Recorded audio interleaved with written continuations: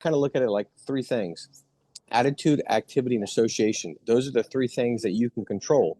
So the question is, when you look at your schedule and you interrogate your reality, how good of a job are you doing in those three things? Like, how is your activity doing income producing activities? Is it making phone calls?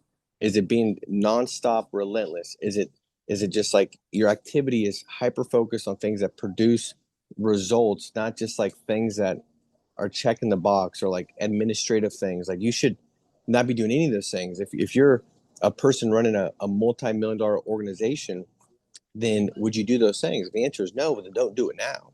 Like, make sure you start to only have your schedule focused on things that actually produce good results. The second thing is attitude, like the way you see things and respond to things. Like, how good is that? Are you like finding excuses like, well, man, the leads weren't good, or these leads were this or whatever? Or you're like, dude, every lead's a good lead. Every lead's a lead that needs help, because every family in America either has coverage or they don't have coverage.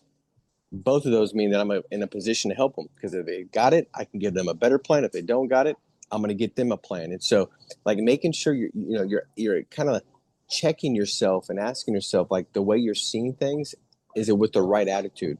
And then the association, man, that's the other thing I'm always looking at, because that helps influence the other two things.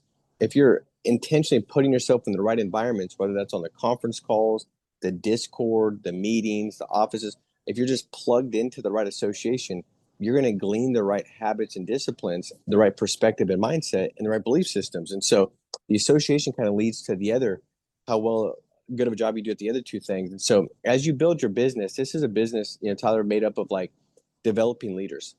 And so the way I built it was like, I wasn't babying anybody. I was like, I'm going to work. I'm going to go produce at a high level. You are me. We're the same.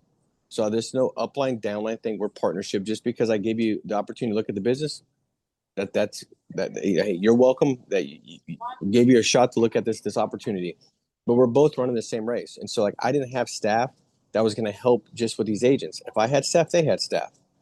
Like, we're doing the same thing. And so when you empower and equip people to go out there and become independent and run their own race, you get to run a lot further. And so, I even remember getting started in the business. It was my third week in, and my cousin gave me a call and he said, "Hey, where do you want me to send Alora's invoice?"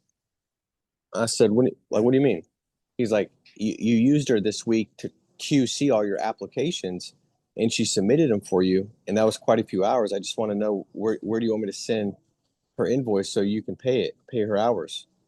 And that, at first I kind of felt like, well, dude, you're my upline. I thought, what, like, you're making money if I make a sale. Why wouldn't you do that? And then that thought went away. And the other thought was like, I think he's just treating me to become the kind of person that he sees me to be.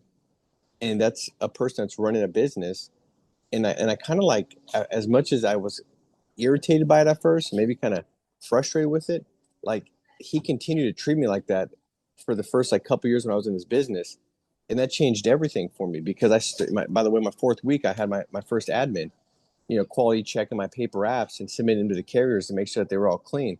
And it just never stopped from there. I got my office space right away, and I was treated like an independent business owner.